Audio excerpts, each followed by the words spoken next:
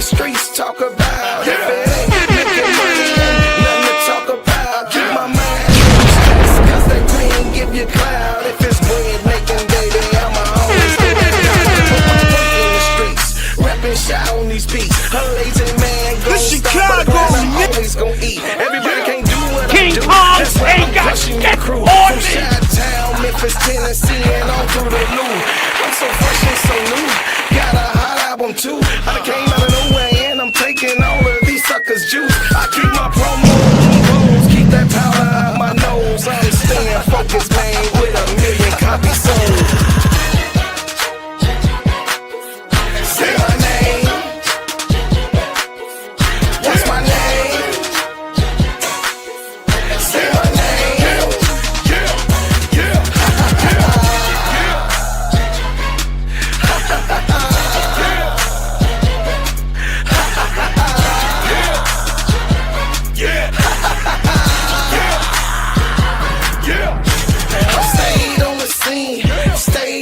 Green. I ain't never gonna let nobody talk me out of rolling with my team. Y'all know what I mean.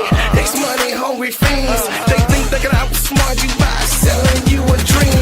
But I stay grinding cause I'm bread making, homie. And they can't figure me out because they really don't know me. You got that paper, show me. My mama didn't name me Toby. These suckers want slaves, but I'm shaking them like Kobe. It's real in the field. I'm the lion on the mill. I'm the hollow point tip pointing at you ready to kill. These suckers better chill. But I ask brother Will, the king is in the building, so you haters take a kneel. Say my name. King Kong ain't got shit on me. Say my name. You Chicago, nigga.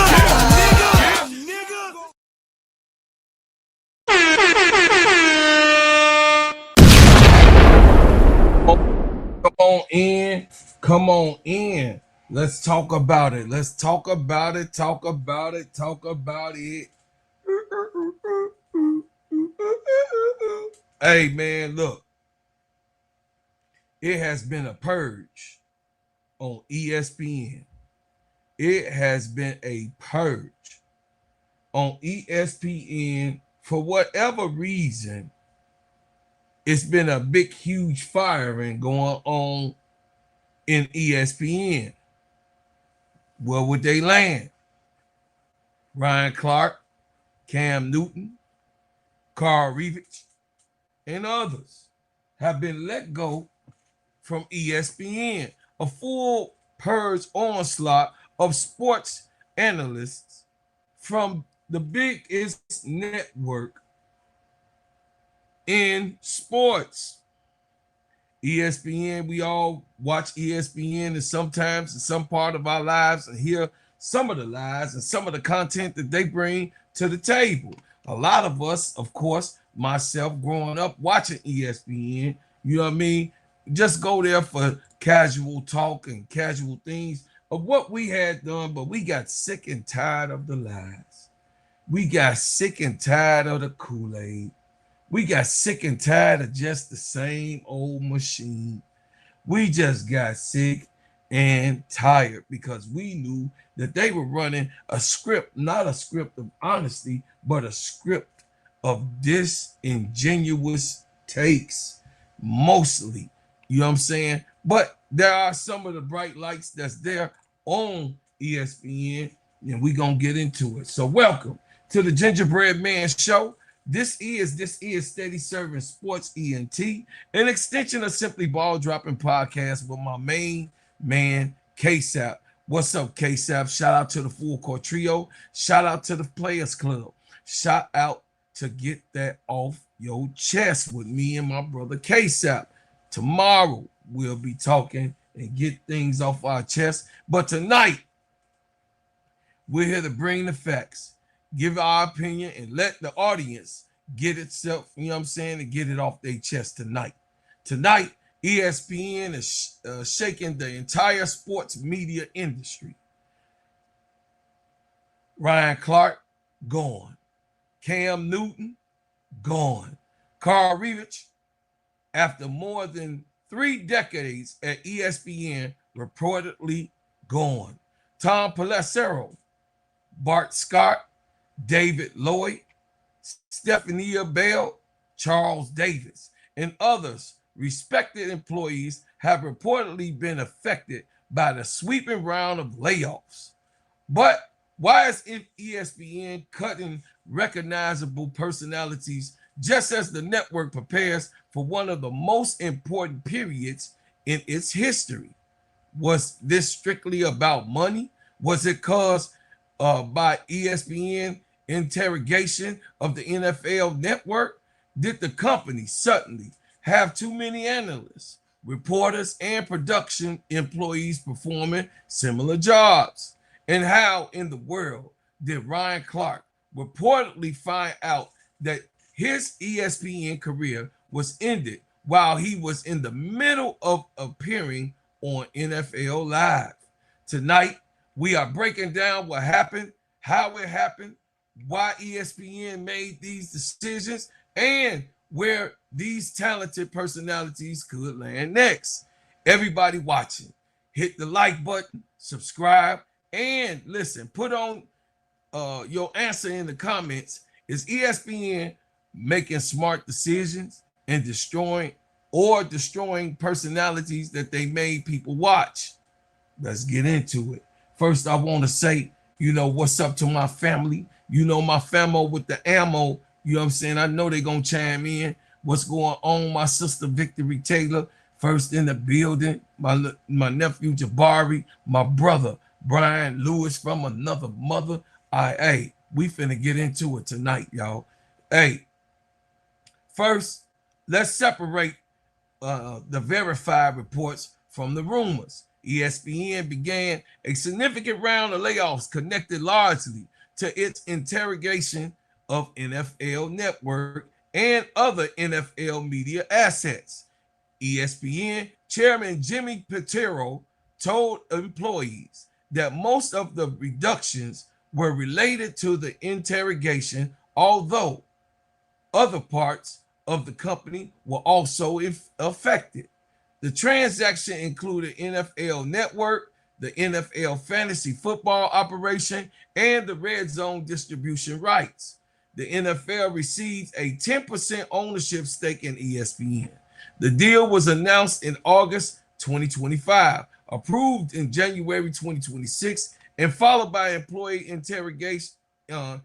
integration beginning in April. So, they even integrated the Associated Press. That timeline matters. This was not necessary. ESPN waking up one morning and suddenly decided that it disliked Ryan Clark, Cam Newton, and Karl Ravech. This was a large corporate combination. When two sports media operations come together, they bring duplicate positions, multiple NFL insiders, multiple studio analysts, multiple producers, multiple editors, multiple executives, multiple digital departments, multiple fantasy football teams, multiple production crews. Once ESPN leadership reviewed the new combined operation, it apparently decided that some jobs and contracts were no longer part of its future structure. But we must also remember something important. Behind every famous name are many producers, researchers, camera operators, editors, and employees whose names the public may never know. These workers have families. They build programs, prepare statistics, book guests, edit highlights, and help the on-air personality succeed. This story is bigger than celebrities losing television contracts. It involves people throughout ESPN and the NFL network suddenly facing uncertain futures. Do you believe highly paid on-air personalities should be cut before behind the scene employees? Or should the network protect the people who make the programs possible? Let's examine ESPN's possible business reasoning. Number one, duplicate NFL operations. ESPN already had one of the largest NFL operations in sports media. NFL Network brought another complete group of reporters, analysts, producers, and executives. ESPN therefore had to decide which personalities is considered essential. Consider that inside position, ESPN has Adam Schefter, while NFL Network has the report and had Tom Pelissero in the major reporting role. When companies combine, executive commonly ask whether they need more prominent inside performing overlapping assignments. That does not mean that Tom Pelissero was excellent at his job. It means executives may have decided that Schefter and Rappaport were enough for the operation. Reports identify Pelissero as one of the people's effective personalities. Established on-the-air personalities can command substantial salaries. If executives are ordered to reduce expense, eliminate a few expensive contracts, can save more money, then eliminate numerous lower paid positions. That does not make the decision morally right or creatively smart. It simply explains the mathematics that the company is using. The danger is ESPN could save money today while losing viewers tomorrow. People don't form emotional connections with corporate balance sheets. They connect with and recognize voices, personalities, and chemistry like y'all do with me. What's up, She Wins, you late? ESPN is built for a digital future. Traditional cable television continues to change. Audience increasingly watch highlights, podcasts, and debates through YouTube, social platforms, and streaming services. ESPN is no longer building solely for cable television. It needs talent, cable, and appearing across live television, streaming, podcasts, social media, YouTube, digital articles, live events. ESPN may believe it can operate with a few people while using the remaining stars across the platform. Border Disney cost reduction. These reductions also occurred during a wider cost cutting at Disney.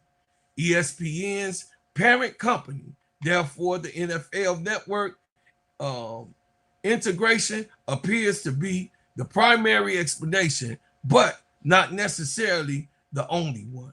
This is why I call it a purge for the audience perspective, but from ESPN's corporate perspective, it is called restricting and reconstructing, integrating and positioning the company for the future. Some people are living a different language, and some people have their mind made up on how this shit went. Ryan Clark's stunning exit. Now we discussed the bigger and the biggest problem, the most controversial name, Ryan Clark. Ryan Clark joined ESPN after completing a 13-season NFL career. He began one of the network's most recognizable football analysts, appeared on NFL Live, First Take, and other programming. Clark was not afraid to disagree. He brought the perspective of a former player, but he also understood how to create television moments. He could deliver serious football analysts, defending players, and participate in emotional debates. In 2023, Clark won the Sports Emmy for Outstanding Personality Studio Analyst. So, How did it, I'm sorry, so how did a decorated analyst with major roles suddenly find himself out? Reports say Clark was originally expected to be notified with other affected employees. However, a media inquirer created concerns that is information that was leaked. ESPN reportedly informed him during a break while he was appearing on NFL Live. He did not return after the break. Let's be precise. ESPN did not appear to announce the dismissal live on television. He was reportedly told during the program away from cameras. Nevertheless, the timing is stunning. Imagine preparing for a show, sitting at the desk, discussing football, and then being informed during a break that your 11-year ESPN career is finished. Regardless of whether somebody likes Ryan Clark's opinion, that is brutal, way unexperienced, and it is a crazy way to lay somebody off. Hey, Miss D.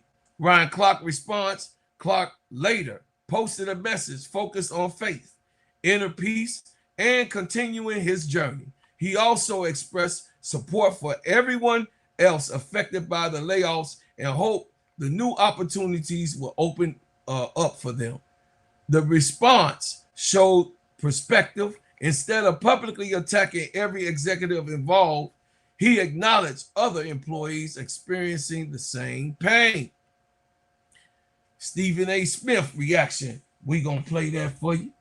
I got it queued up. Yeah. Y'all, do me a favor, hit the like button. Subscribe if you ain't subscribed, because it's finna get juicy around here, y'all. It's finna get juicy around here. Stephen A. Smith here. It's a rough day. Rough day to say the least. Working at ESPN. We all know the news right now. No need to delay the obvious. My man Ryan Clark for ESPN is gone. He was let go by ESPN yesterday. There's a lot of noise circulating throughout social media and beyond about how he found out. He was on the air doing NFL Live when he was notified, and various reports out there were saying that, you know, ESPN was concerned as a result of knowing that the information had leaked, that he would find out while he was on the air from somebody else, so they wanted to make sure he heard from them or whatever.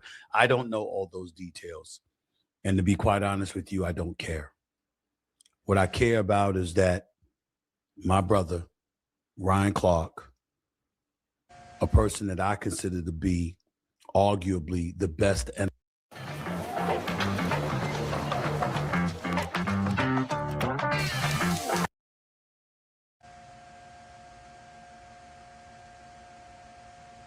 Come on with it. America is no longer a member of ESPN. Arguably the best NFL analyst in America is no longer a member of ESPN. And I can't even tell y'all how much that hurts. He's a man, and so he's going to handle it the way men do. And we understand that. But I'm going to miss him. I am not happy about this decision one bit. The bosses know I'm not happy about this decision. I've made that very, very clear. But it's also important that myself and anybody else in the world of business be grown-ups and understand that these are the kind of things that happen when layoffs happen. It's Tuesday, and by the end of this day, you're going to hear about a lot more folks getting laid off. People that are my colleagues, my contemporaries. For all I know, and I don't know the names yet, but for all I know, some more of my friends are going to be gone. The only thing that I can definitively say to you is that there's nobody that's going to be let go that was more of a friend and a brother to me than Ryan Clark. I don't know how many times I have to say this.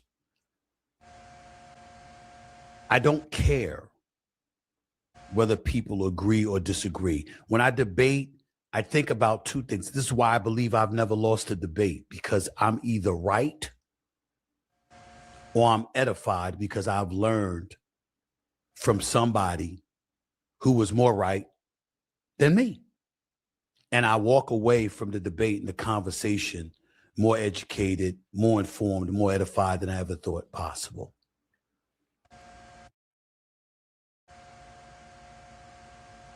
Well, Stephen A., I'm going to let you ride for a little bit. About him, because I working with somebody like Ryan Clark, anytime I talked about the NFL, anytime I talked about life, I walked away feeling that way about him, because I had just finished talking with him or debating with him or arguing with him about something, because the brother's that smart. He's that conscientious. He's that thoughtful. He's that sincere. He's that real. He's that authentic. And over the last few hours, I had to really, really refrain. Damn near got blisters on my tongue and my fingers from biting my tongue and biting my fingers, from refraining from going after folks when I saw how people were talking about him. I was like, they don't know him at all. They don't know him at all. And it's a real shame, some of the things that people will try to say, some of the narratives they'll try to create. And as I was alluding to just a second ago, like I said, when I don't care, it doesn't bother me when people disagree. Disgruntled. They use those because words. That's what stirs the cup, and that's what makes all of us better. It only bothers me when they get personal. And when they're ill-informed and they get personal. There's nothing worse than that. Yeah.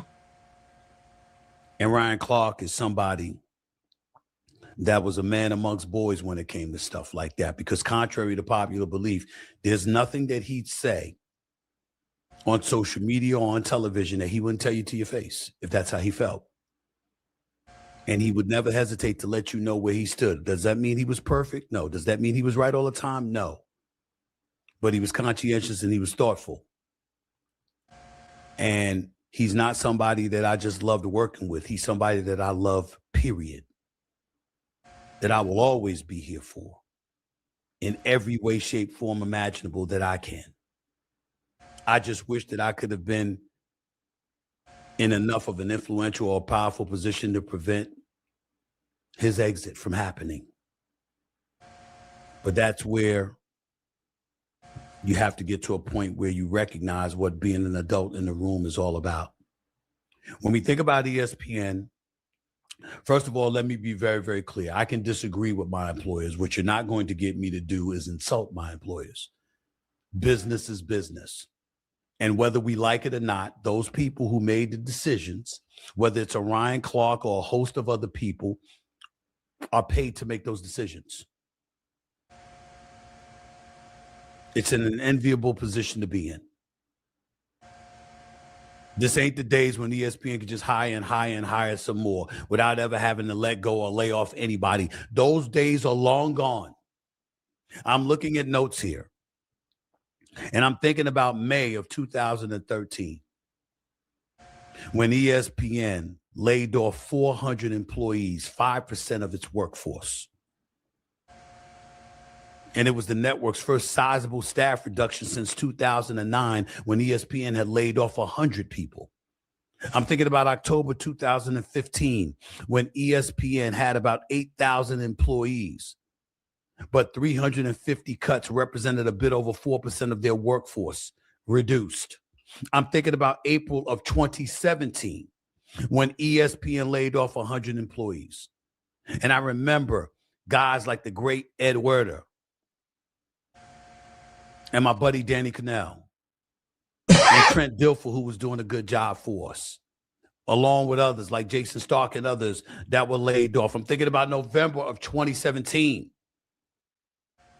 when another 150 cuts came about, roughly 2% of the workforce.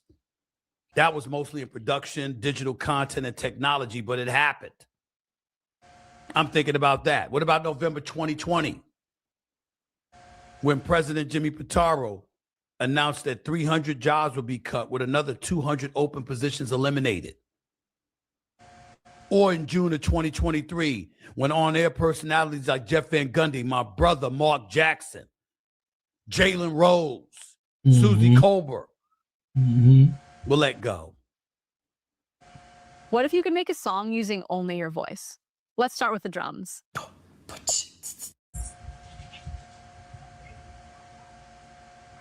Fall of 2024, when RG3 was let go, along with Zach Lowe and Samantha Ponder. And just this spring, ESPN had eliminated about 30 off-camera positions as part of broader job cuts at parent company Disney, because it all gets tied in together. The point that I'm making is that these kind of things happen all the time, especially in this day and age. So when I think about it, it's like, thank God Ryan's got the pivot. Thank God he's a 3-time Emmy Award winner. Thank God he just won another Emmy with NFL Live, winning Emmys as a studio show and one as an individual in 2023. Thank God he's so exceptional at what he does that a network would be a fool not to gobble him up. It's NBC, it's CBS, it's Fox Television. It could be Netflix, it could be Amazon, it could be whatever. Ryan Clark is arguably the best NFL analyst in America. Well, we heard what Stephen A. Smith said, but you already know. I got to let the hat. Hey, I got the clown in the show, and the clown got something to say, so we gonna play it, because this is what we do on Steady Servin Sports ENT. There you go. He just got through eating a whole pack of donuts, and here we go. Ryan Clark is sitting on the set of NFL Live. Lights on, cameras rolling, doing his little analyst thing, probably dropping a race card or two. And somewhere in the middle of that broadcast, somebody lets him know, Ryan, bring your playbook. The coach wants to see you. You're done. He's so happy. Chat, this fat bastard. He's so happy, chat, but I got to show y'all, this ain't just with certain Angel and certain people. I mean, they have a Kool-Aid season going on. I'm trying to show y'all something on how the hidden hand work. So when I'm doing this, I'm trying to show y'all how it is, because this bastard can't even get a job nowhere. You got what I'm saying? He is out with them. So let's continue on. Paid off.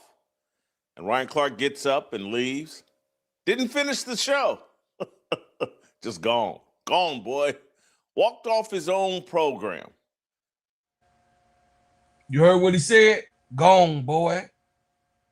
Y'all hear that? Poking the bell. Ryan Clark will beat your ass, Jason Whitlock. Now, a bigger man, a more dignified man, would feel sorry for Ryan Clark. I'm not that man. I'm a man that sees the humor, the irony, the righteousness of this act. Yes, this is quite the pivot for Ryan Clark and ESPN. Now, Ryan Clark gonna whoop this mug. Jason Whitlock, you know you can't even fight. I don't know why you sit. You ain't that protected. You got to come out your cubby hole in your potato chip bag and your ribs that you have, your pork chops that you got, you know what I'm saying, that you eat. Hey, Jason Whitlock, you're going to have to come out to go to the grocery store to get your liquor. You know what I'm saying? Covers We know off. you be buzzed. At 2 a.m., cooling tech is built into every mattress. It's not some We doing commercials.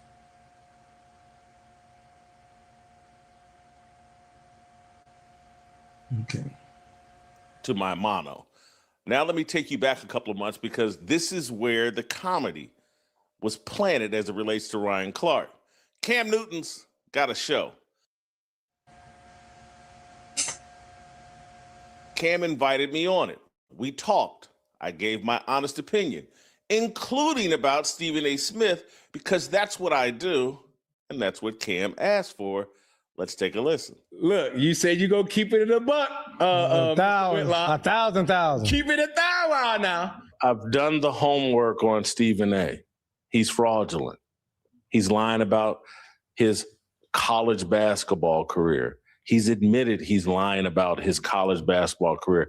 If I sat in the media space for 20 years telling everybody, I played for Big House Games and I got a full ride scholarship after knocking down 17 straight three-pointers in a scrimmage on a Sunday when they played a game on Saturday and they hosted a scrimmage on Sunday and I knocked down 17 straight three-pointers and they gave me a scholarship.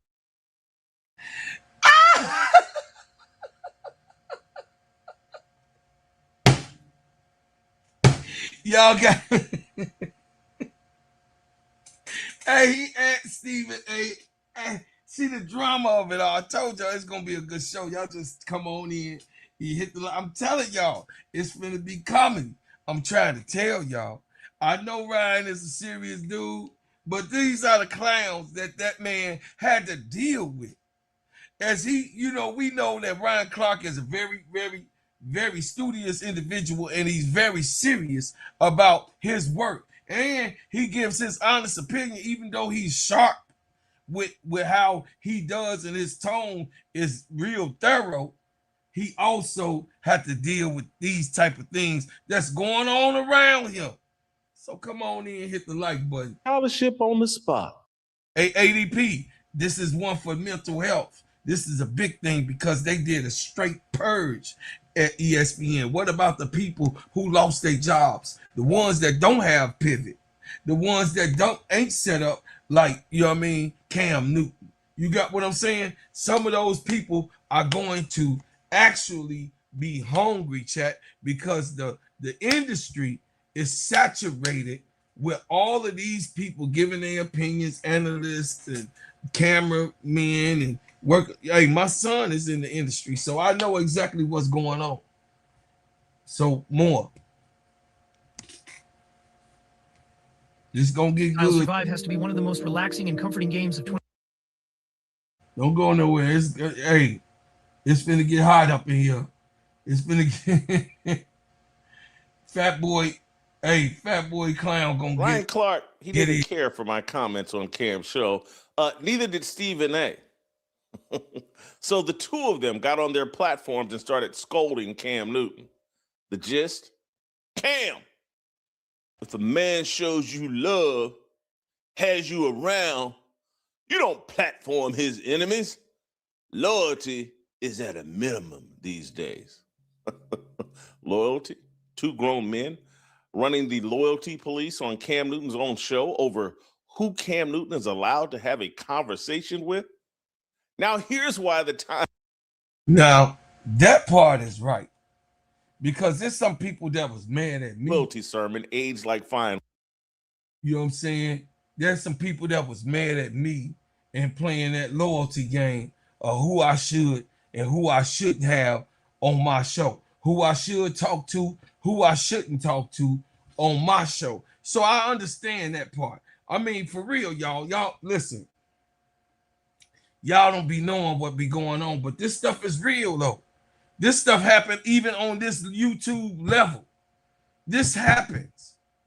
So that part, Fat Boy Burger, he actually telling the truth on that, because this is how, some sycophants and some, people that's deranged and delulu,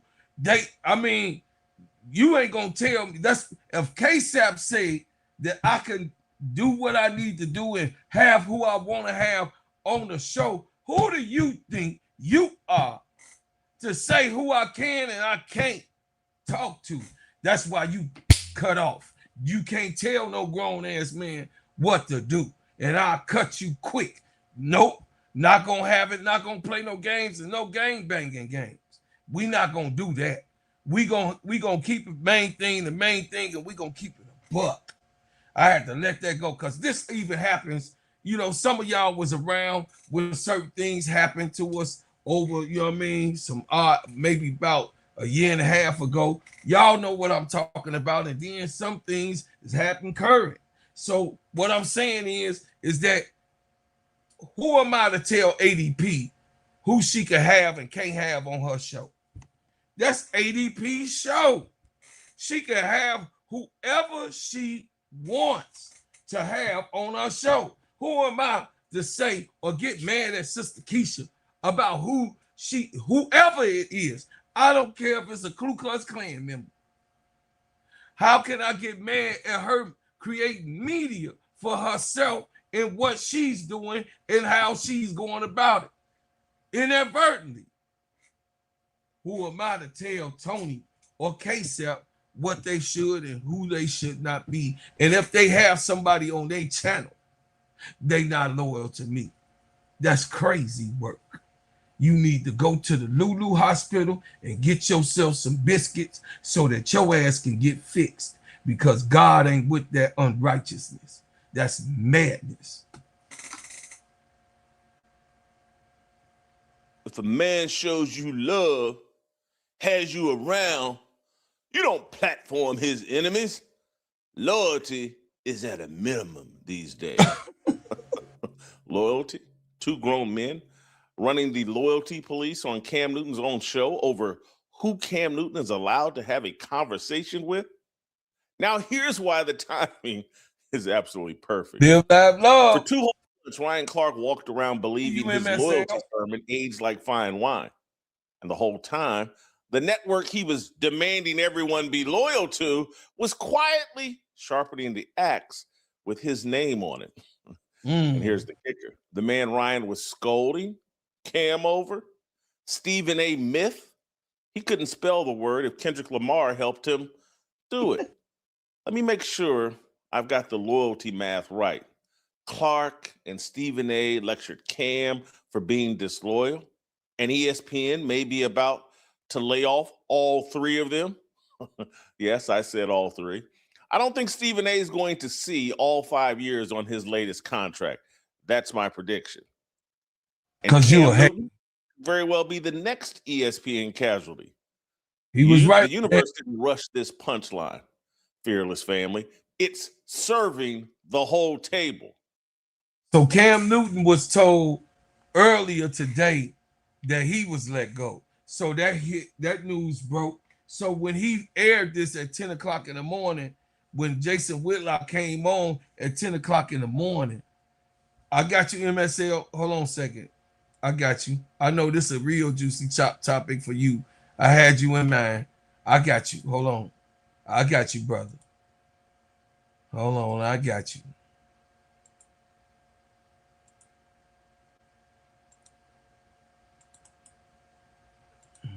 I got you.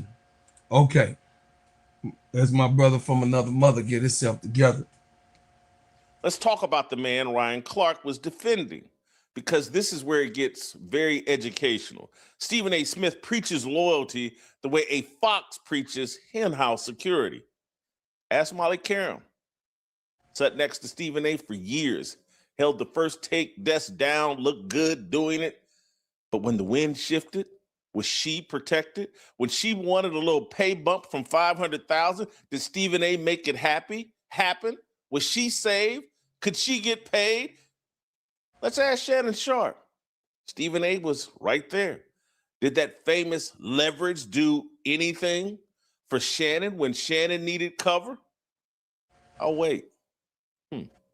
But maybe Stephen A. is planning on bringing Shannon Sharp back. Maybe that's why he let Ryan Clark get dusted. We'll marinate on that in the panel. But so being let go This right up your alley. ADP, if you want to come up, you can come up too, because I dropped the link in. Because this goes right into your psyche. And this clown played, listen, he couldn't wait. And they crying in heaven right now for Ryan Clark. Right now. Because I know that man wasn't supposed to be cut. But he was waiting for this type of thing. Didn't you hear him? He said that he was waiting for this type of thing. Because Jason Whitlock really do know how these things go down. But the mental health side of it. What do you mean, Bro Clark? Well, we all know that Jason Whitlock is actually playing mind games. And he did call, even though he called Cam Newton to be the next one to be fired, he already had inside information because they all talk about things. So y'all don't fall for the Kool-Aid. Everybody talks in that game. Even Jason Whitlock hears certain things. You got what I'm saying? So he already knew that Cam Newton was already on the chopping block because he knew that there was going to be a decrease in jobs. And no disrespect, Cam Newton, not the analyst, the way that Ryan Clark carried himself, they both different. You got what I'm saying? Cam Newton more loose, funny, do his thing, you know what I mean? Youngin, the new breed, the new media. And Ryan Clark is the original analyst guy that understands, that played the game, that knows the game well, that's able to give himself a former champion. He's been on different teams, and he understands systems. He understands coaches, and he understands all the different parts of the game. So Ryan Clark already know, you know what I mean, out of most of the people, like he said, he's probably the one of the most smartest of them all. But I'm going to go forward. Here's the truth about Stephen A. and loyalty. It's a one-way street, and every lane runs towards Stephen A. His leverage benefits exactly one human being on this planet, and you're looking at his initials on that big $100 million contract. Everybody else is a supporting character in the Stephen A. Smith show. Ryan Clark thought he was a partner. He was a prop. And now Ryan Clark is finding out what Molly found out, what Shannon found out, that the man who talks the most about loyalty has the least of it to give. Okay, here's the part I actually want you to remember because it's the whole game. Ryan Clark got fired, and Stephen A. Smith, the highest profile face at the network, the man with the $100 million contract, the man who never stops reminding you how big he is, couldn't save Ryan Clark, couldn't save Shannon, couldn't save Molly, can't save anybody. Because here's the secret ESPN doesn't want said out loud. Stephen A. Smith's leverage is a magic trick. It's loud, it's shiny, it works on the audience. It does not move one executive. You want to see what real power at ESPN looks like? Look at Pat McAfee. McAfee walked in, cut his own deal, brought his own production controls, his own content, and the network rearranges the furniture around him. When McAfee talks, the building moves. When Stephen A. talks, the building rolls its eyes, nods politely, and does whatever it already was going to do. See, those are the mind games that he plays, guys. That's the stuff that I'm talking about. And me, you know what I mean? I'm going to get into that mental. These are the things that we got to understand, that all these people know each other. They've been working with each other for decades and decades long. And like Stephen A. Smith went off on Jason Whitlock, and Jason Whitlock going off on him, and they all been intertwining with each other for a long, long time. So that's when I already made up in my mind. Let me get on here. Let me get on here real quick. That's when I made up in my mind, chat, that me, Bro Clark, I am not going to drink the Kool-Aid. Can't do it. It got too much sugar in it. I don't want diabetes from it because it's gonna kill you. So I'm just telling y'all, man, that these people already know each other. They familiar with each other. They've been working around each other for decades long. And people like Jason Whitlock, they were waiting for Ryan Clark day to come. You also heard him. He called out Cam Newton before it happened. And then he's also waiting on Stephen A. Smith to lose his job. He said within the next 5 years. But they always know each other and the certain moves and how these networks are. And I always told y'all, man, every time I got up in here, me and MSL told y'all that the editors, the production, all the way down to the crewmen, the producers, they all have control of what we take in and what we see, and they cut the actual truth down. They water it down, and therefore they give their blindly gold piece that's there. They give the blind piece a shiny replica, rub it down, put it in the sun so you can look at it and you can feed all up into it and eat it up just like Porky the Pig. But I'm just saying this situation that Ryan Clark has gotten himself, fired during the middle of a TV program is diabolical. I don't want to hear nothing about this ain't no racism, this and that. Everybody got cut, bro, Claude. No, he is the elite. That's exactly what ESPN done. This is exactly what Jeff Pagliosha and Michael Alter and Nadia Rollinson ultimately done with Angel Reese. You can't convince me of that, MSL. They did the exact thing. This was not something that had just somehow came on. They knew for months. And I believe there obviously had to be some level of vitriol or bitterness in order to fire someone in the air like that. Obviously, that was very, very personal and not accidental. Pissed off somebody because Ryan Clark don't play with none of them. You got what I'm saying? And he's been on ESPN for a long time, right? Like 20 years, right? 11 and a half. 11, okay. Like NFL Live, right? Yes. He started, he started doing just coming up in appearances and stuff like that.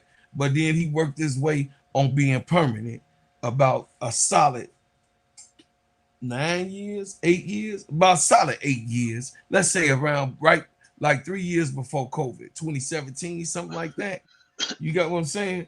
So he worked this way. I mean, it was organic the way it happened, but we saw him coming, you know what I mean? And Whitlock, Whitlock likes none of the three people involved, right?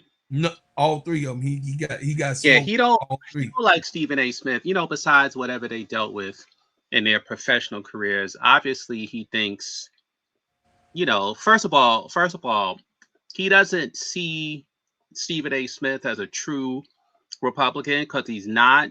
Stephen A. is more of a grifter. Yes, is more of a grifter because he actually supported Kamala.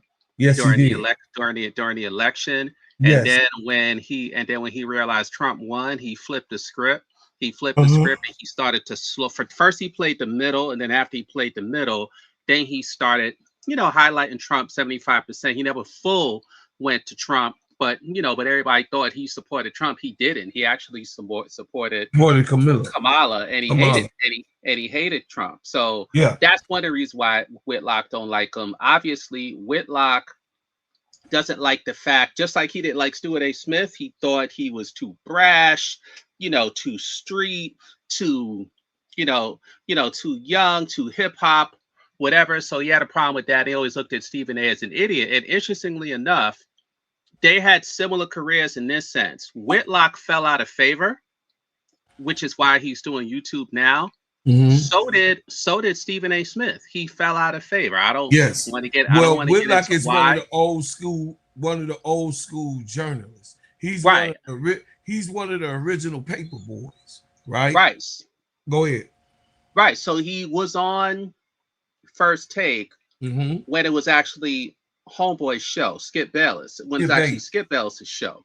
Yeah. He got on the show and found a way to stay on the show and get rid of Skip Bayless. And then he brags to everybody, oh, that's been the top rated show in its segment since then. So Jason Whitlock looks at him and is like, God damn, how you able to crawl out of your stuff, but then I couldn't. He always hated Cam Newton when Cam Newton came up, and Cam Newton was a great player. We could talk about him another day. Mm-hmm. Great guy. Like, I didn't really see anything wrong with Cam. I mean, later in his career, he started to act a little or dress a little flamboyant and sassy. I can't speak about that. But he got it out the mud. Cam came from exactly. From but when he came Junior up, college, he was a great college player, great college quarterback. His coach sucked, or everybody thinks his coach is good. Ron Rivera, he was not. Mm-hmm. He was not. He was a new coach. It was a new coach, new quarterback, and they had a great offensive coordinator called Chud, Rob Chudzinski. Yes. And his first 2 games, he threw 400 yards. Yes. 400 yards each game. And then all of a sudden, Ron Rivera, who was a defensive coach, kind of like what somebody like Jeff P would do, he was like, oh, snap. He was like, oh, snap, I'm an offensive coach. I can't have these games, where somebody's throwing like that. So they actually told the offensive coordinator to not throw the ball as much and to play these close games. And make a long story short, the Panthers would go out be up by 20 points and a half, and almost every game would end either with a loss or in a close game because the coach did not know how to coach. Ron Rivera. It took him years to learn how to coach, and of course, Cam always took him got years the rap. to coach Cam. Right, and Cam would get the rap for it. Right, Cam would get the rap for it because kind of like Angel, but obviously not the same. Not the same because of what happened to him when he was at Florida State or Florida, one of those 2 schools, with the quote unquote laptop, right? And how he got to Auburn. Mm-hmm. Because his father was like a minister who didn't kiss behind, the press hated him. They were private, they were quiet, they didn't kiss butt, they didn't give access, they didn't pay. He was very concealed. He was very concealed. Right, he was very private. Like Cam Newton explosion. Right, he was private, and the press hated him. P. Jones. Though he was they told all type of lies about him with the draft that were not Same true. Thing like Shador. Yeah, they saw all. Now the difference is Cam was so talented they had to draft him number 1, and the team was always going to draft him number 1 because they did the proper background check. They went as far as talking to babysitters because they was trying to throw he was a junior college attendee, and Cam was a great kid. He met Michael Jordan when he first got to the team. We can talk about Cam and other stuff like this another day. I don't want to talk too much about it. But he was a great. But Stephen A. hated him, just like the press in general and the sellout black press, which Stephen A. was a part of. He gave Cam way too much criticism. I remember, because Cam even said on this show, I know I was more criticized by you probably than others. He said, but I looked up to you, so I took it on the chin. Remember that? No, and he didn't deserve it because if he would have had, but and the thing about Cam, which people didn't know, he was actually a downfield passer. Cam was just super uber talented. He was 6'6", 265 pounds, or they listed him at 250. That can move. He was actually 265. He was fast. He ran like a 4.5. He ran like a 4.5, but he could also juke you out of your shoes, right? Yeah. But he could also throw the ball 60, 70 yards downfield. And he was always a pocket passer. The problem was his coach, Rivera, he was too lazy on getting a proper running back. So what he would do is he would run Cam because he knew Cam could always get the first down or get a good run. And ultimately that was going to catch up. That was going to catch up with him, and it did later in his career. But in reality, if they would have ran the running backs properly, Cam could have played 20 years like anybody else. Like, he was really talented. He was an excellent thrower, excellent runner. He could read defenses. He didn't have the plays on his wrist; they were all memorized. The whole you know, the whole nine. But that's you know, and as far as Ryan, obviously he was set up. There's no way in hell that you get fired on screen. Like that's some extra personal with no Vaseline type stuff right there. Yeah, real personal. But you know, just a little bit a snippet on Cam. Y'all know that they thought that he was they thought that Cam Newton was a better Michael Vick. If I could get y'all, some of y'all that remember Michael Vick in his peak. Or you could say, what's the dude that played with Philly again? Forgot his name.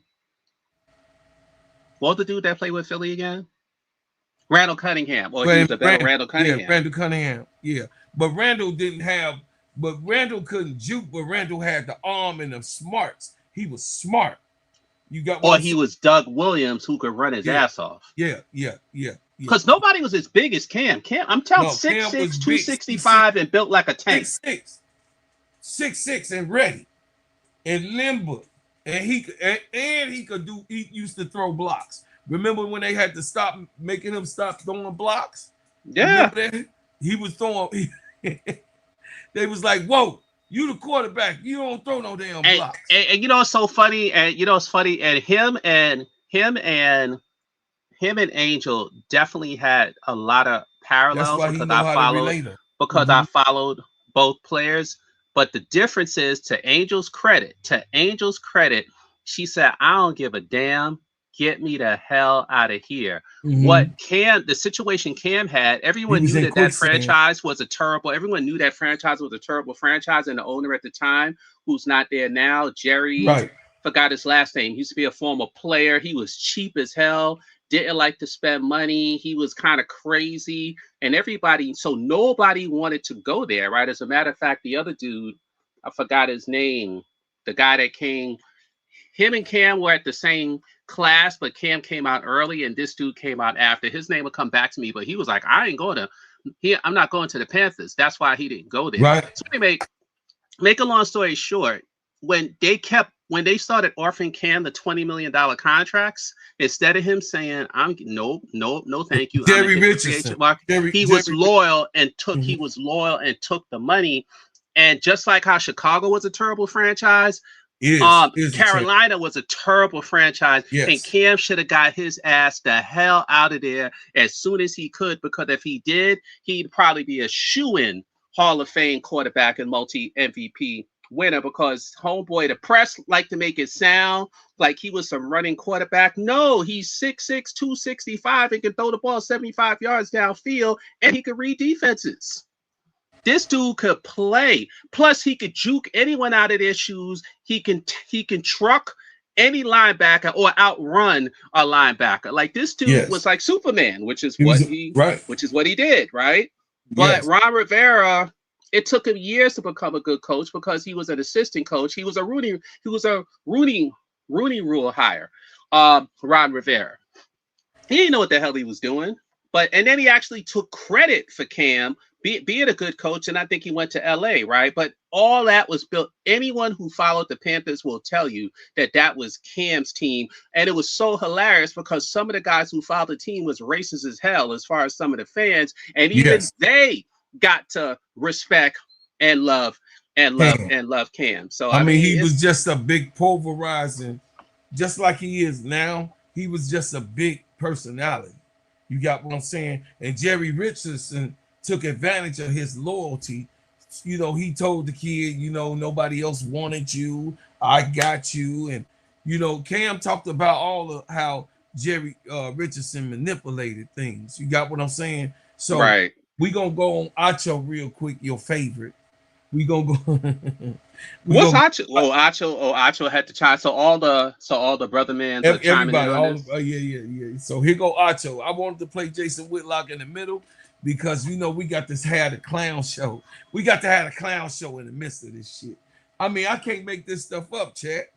For you today, first, we have to talk about the biggest news in the sports world. Ryan Clark was let go from ESPN today. ESPN cut ties with him, The Athletic has learned. But this thing got even crazier because Ryan Clark was live on NFL Live today and was told during the program that he was being let go. No. He didn't finish the program. ESPN was expected to inform him tomorrow morning when it is anticipated the network to inform the employees of the layoffs. But crazy news is Ryan Clark was let go while on air earlier today. As some news leaked earlier.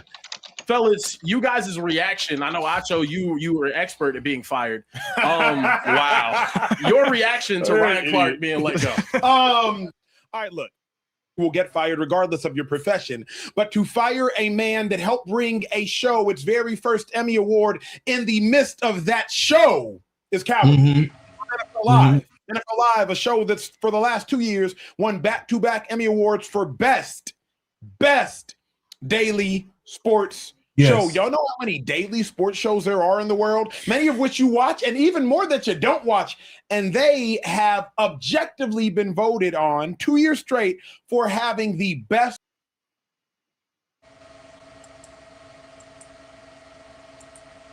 Just now about to have a Super Bowl. That's why you got Troy Aikman. That's why you came out here from Fox and you got our talent. And Ryan Clark is on that Monday night show. Fire that man. So to me, it is cowardly to fire a man in the midst of him working for a show that he has built up to Emmy level and Emmy quality. I fully understand firing somebody. You got to fire somebody. You got to fire somebody. Bet we all going to get fired. At least I have. I'll speak for me. I can't speak for nobody else. You get fired. But it's another thing to fire somebody in the midst of a show. To me, that's repulsive as cowardly. Yeah, I mean, listen, people get fired every day. But what I don't understand is, all these other opportunities to fire Ryan Clark. Why are you firing while he was on air? I don't understand that. At the old show, I heard that, Acho and his homies got fired on air. I wasn't there. I knew it was about to happen. Yeah, what's about to happen? Okay, I will not be. It's a true story. It's a true story. But that's true story. But my thing is like, and I don't have anything said bad about ESPN because I don't know all the particulars of what really happened. But I do know this, is that Ryan Clark is really, really good on TV, right? And I think a lot of viewership, they love to see Ryan Clark. He's one of the guys, he's an ex-player that speaks and gives you the insight of what a player goes through. So I just don't understand why they fired him while he was on air. That's kind of wild to me. I'm sure that. You see, so ADP, Ryan Clark is kind of like how you are. He's very personal.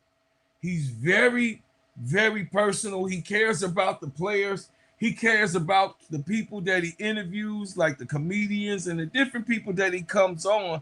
He deals with their mental health of certain situations. He also commemorates their journey. He likes to hear and want people to come up with the journey and make sure that the people are able to connect. Listen, RC is very, very good in being a person who can relate, if that made sense, MSL. So what Shady, which I don't like Shady, I don't. Because Shady is Shady. I don't care about Shady at all. But one thing that Shady is saying is that the mental health of it all. He don't understand, we don't understand, but we do know they got rid of that black man because it was him or someone else of the lower tenure, right? Because nepotism is definitely, watch what I'm telling y'all. Watch when they put on these shows and the new times and the hours and the people that they merge, because this is a merger. You know what I'm saying? With the NFL. So this is a big merger that they're doing, and they purging all of the people. And for the people that just got here, go ahead. No, go ahead. Sorry. Okay, for the people that just got here, Ryan Clark gone, Cam Newton gone, Karl Ravech, after more than a decade at ESPN, reportedly gone. Tom Pelissero gone. Bart Scott gone. David Lloyd gone. Stephania Bell gone. Charles Davis gone. All of these people were let go, including cameramen, production pieces, analysts, Associated Press, relations, all of those people who give editorial decisiveness, a lot of those people that's been there for years gone, right? So this purge that we seeing, this was already thought of, man. They could have told the man before he, you know what I'm saying, left out his door that, hey, some stuff went down, and not even let him get dressed and put him in. You know what I'm saying? A lot of people be like, nah, man, they should have, they should have, after that show that he did, the last show that he did, or the time that he had to do, because it was yesterday, Monday, right? So the weekend had transpired, so they could have called him on Sunday. But what they didn't want him to do was they wanted him to actually finish MSL the time length of, because they didn't want him to just leave then. I believe they wanted him to finish this week. You got what I'm saying? But since they was gonna cut him, Ryan Clark like, no. And then he was hearing the news. He was hearing it when he got to the, people was looking at him different and crazy. You know what I'm saying? I just finna take y'all into all of this type of thing. I just want you guys to see the insight of how that shit feel and how them networks be moving. All right, here you go. We'll get the real story eventually soon, because he'll speak his piece and let everyone know what really happened. Yeah, no, firing someone while they're in the middle of a workday, a little crazy, especially while they're doing their job to the best of their ability. It does seem crazy. Let me provide some nuance. Again, we're going ha kiki. That's the show. I'm gonna laugh at myself. Y'all can laugh at me in the chat. Throw tomatoes. Do all the things. Last year, true story, I find out that our show's getting canceled. Me, Shady, James Jones, Chase Daniel. I find out our show's getting canceled like 5 days before it gets canceled. But we found out in reality on social media. Y'all see that, right? They knew about it 5 days. Ryan Clark knew about it yesterday, MSL. Yesterday. And he knew about it and heard about it through social media marketing. So when they pulled him in, since they was already seeing it, and the executives never, and he was seeing it, they went on and told him while in the middle of the break, because he like, man, what's this shit is on my phone? What's going on? I mean, that's just the way, that was trash. That was raggedy the way they did it. I don't trust these networks. They can go to hell for as I'm concerned. I like to be in the Simply Ball Dropping Podcast Network, because guess what? It's communication. It's small. It's actually, communication on what's going on. People that we do bring in, like, people that's on the panel or different ones that we got coming in, we got relationships with them. We start seeing how they get out and invite them, come on to the panel. Let's see if they really know they shit. You got what I'm saying, MSL? So they actually, they actually knew that this man did not have a clue, did not have an idea, did not even have it in his mind, even though he knew that the merger was coming. There's no way an Emmy award-winning man was supposed to be losing his job Monday morning in the middle of a goddamn show. No way. That's some sort of punishment. So the question is, the question is whose decision was to do that? That came from the higher up, because once you get in, which you already know, MSL. I'm just talking to the people that don't know. Like, my son is in media, you know that right already. So it comes from the main office. It comes from the big man from the big man. You got it? The big man asks, who is it? The bigger man asks, who is it? The big man say, well, we got to do all of these. And then the flunky goes, well, we could cut this, and that. When I say flunky, that's one of the executive producers, one of the executives that's there, the higher ups and the editors. The executives, the editors, and the production company, they all talk, right? They all have a powwow. And Ryan Clark was already focused on, and they knew this shit for months once they started the merger. That's my point, MSL. Go ahead, Cook. Well, Disney has been losing audiences from right around the time of Trump's Trump's election, and it did affect ESPN because a lot of people just felt they were going to protest anything that was Disney related. So, and all these things kind of happened at the same time. It just wasn't, it was also like, what's that word? Like people just got burnt out of Marvel movies. Yes.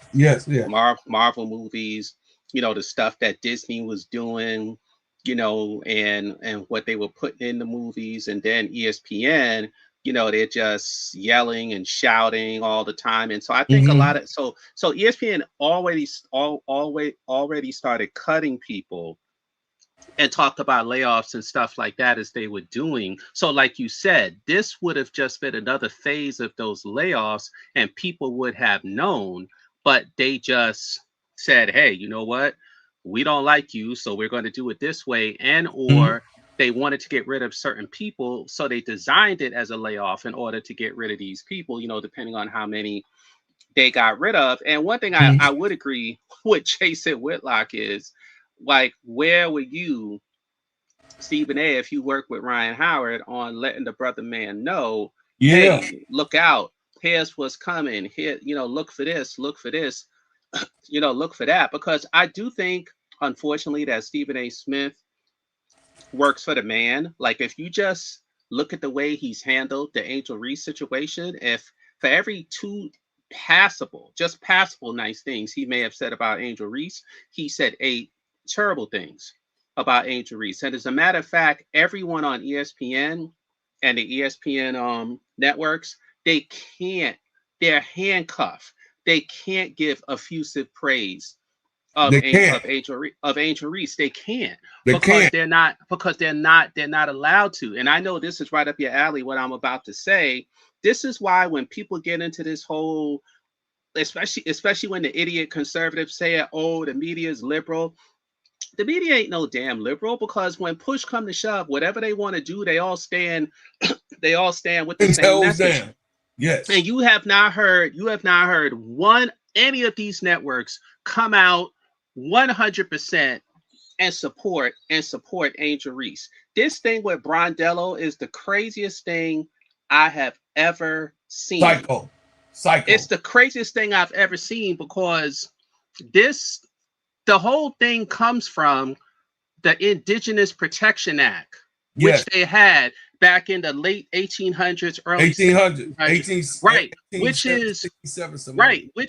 Which was a farce. It was only in name. It was in name only. It was a farce. It was how they took their land, how they just. So when y'all went and looked this stuff up, and you saw geology and this, the part Google didn't tell you was how it affected the Aboriginals when they took their land. How did it affect the Aboriginals when they took their resources? How did it affect the Aboriginals? That's what it was about. That's what it was about. So the sports thing obviously would have came decades after, because killing off the Aboriginals was a process that they had did when they got there 200 years ago, when it had started. Absolutely, like they did in America. That was always going to be first. So for anyone to say, "Oh, it's a sports thing," it's a sport, that don't even make no sense. That's like me saying, that would be like me saying, Bro Claude, that would be like me meeting a white person, calling his wife or daughter the B word or a hoe, and then saying, oh, in my culture, we call women B's and hoes, because that's how they think we talk anyway. So if that was the case, would they be happy that I ran up to someone's daughter and called her a B? Or I'll give another one, the N word, right? That would be like a white man in America going to Australia, getting into an argument with a black person, and then calling them the N-word in Australia, and go, oh, well, in my culture, it's a term of endearment, because guess what? 99% of the time, right or wrong, whether we like it or not, it's used as a term of endearment. So words have always had duality. Them trying to pretend, they treat us like we're stupid, bro, like we're idiots, right? It's like the word bad. The word bad can mean bad, or the word bad could mean good. Language has always been used like that. So when they gaslight us and say, oh, it means an athlete. Sorry, the mic came up. Oh, it means an athlete, a very good athlete. We're idiots. And they don't even bring up the part about it's a slur used against the Aboriginals or the indigenous Yes. blacks. It's like Yes. they don't even say that, and it's not that hard to find. So for them to say that, it's just so we're always gaslighted. And when it comes to the media, they work in force. And the reason why they work in force, because none of them even brought up that Bradello called Angel a POS. So obviously, if you call someone a POS and you use this term in the same process, that means you didn't say anything nice. You didn't say anything good because you were angry. It's just like when you see a brother and you go, "What's up, my?" You know what? He knows you're not mad. He knows you're not upset. You go, "What's up, my nigga?" And you do it like that. Oh, everything's cool, right? But if a woman met a stranger and they got into a fight or an argument and said, "You effing B," it's on and popping. That's what Bradello did. She used a curse word and then used a slur, and they come and try to gaslight us. All of the media, all of the fake black people on social media. To go, "Oh well, it was just." So I want to get you guys in the frame of mind. This is what they found in 200 years ago in Australia when the colonizer went there.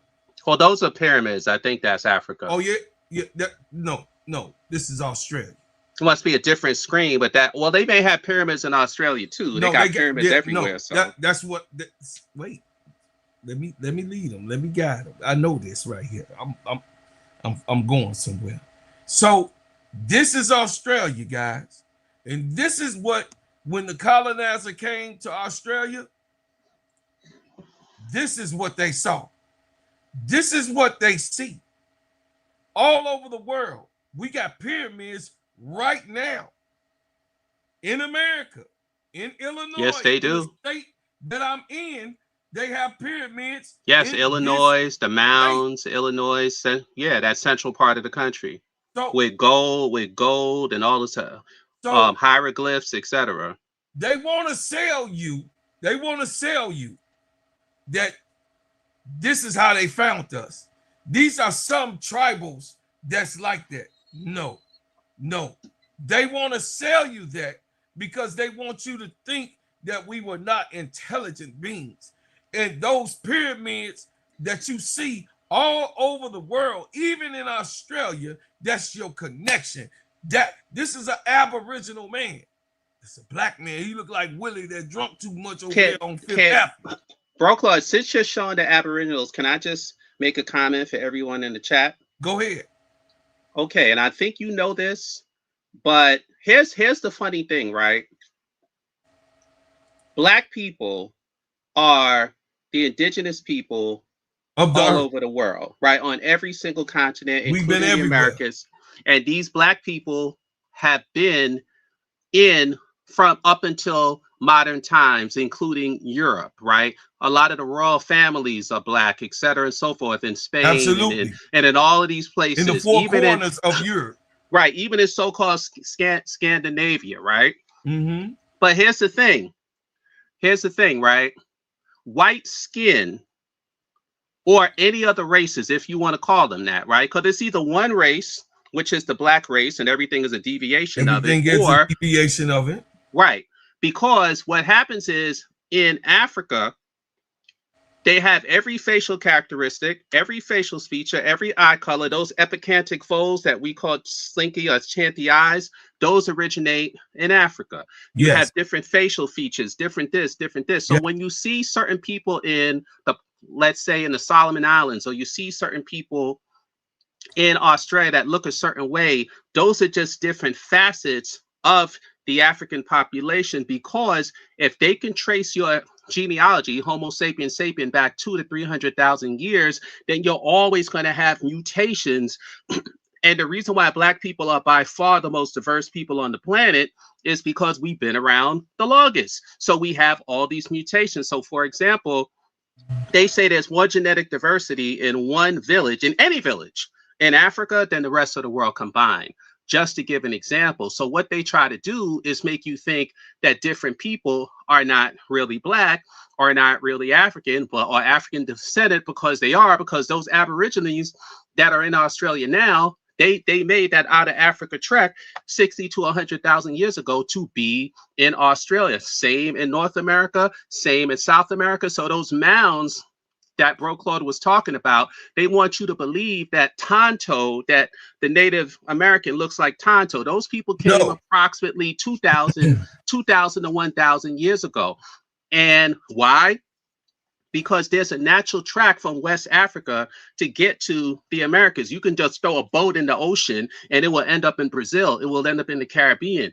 It will end up just like that. So that's the part that's so funny. So make a long story short, white skin did not show up in the genetic record until approximately 6,000 to 8,000 years ago, and it didn't show up in the historical record. That's too far. Until about 2,000 to 4,000, until about 2,000 to 4,000 years ago. So whites did not show up in history until 2,000 to 4,000 years ago. So, absolutely.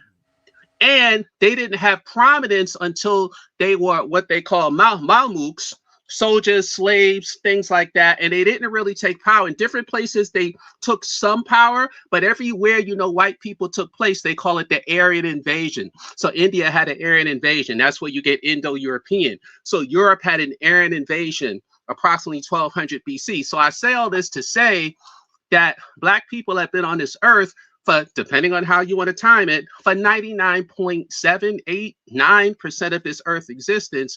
And whites and any of the other so-called races, which are really not races, they're just deviations or mutations of the black race, because those people that we call Chinese, they're the Han Chinese. They're a combination of modern whites and some deviations of the original blacks. They were there. But if you go back and look at the Shang dynasty, the white man called them Chinese. That was right. So those Aboriginals, which Bro Claude just showed, they killed off the overwhelming majority of them. So when we come today and talk about Sandy Brondello, they try to act like these people don't exist. They just go, oh, it's about rules. It's about this. Well, those same jokes, if they claim that they say about athletes, it's a joke, a cryptic joke, a bad joke based off of those original Aboriginals that they slaughtered and killed and had under bondage and they became a quote unquote protected species because they were considered subhuman or subgenre. They were protected because they were being mutilated, killed in the genocide, and then they use all those rules against them to take their land and steal their riches. But that's another story. Well, I got it even more. So you guys got to understand, and then I'm gonna get up off of this. You know, when people tell you who you are, you don't have to believe them. When people say who you are, you don't have to believe them. This what I'm gonna show you. This is the original statue that was fashioned of who Buddha was. Buddha was a black man. With the locks. This is Buddha. This is the original. This is what they have right now in China. We have been all over the place. The statue they didn't want, and they didn't want the relic of us knowing that this man was a black man, knowing who he is. They just put him in gold. And as the times and the centuries went on, they started to do him just like they did John Henson. Well, they whitewashed everything with imperialism / colonialism. And in the history books, they call it European Romanticism, where in approximately the last 200 years, modern day Europeans decided to rewrite the history books and turn everything that they knew was black, Now I'm talking about the last 200 years. I'm saying Donald Trump. They doing the last 200 years.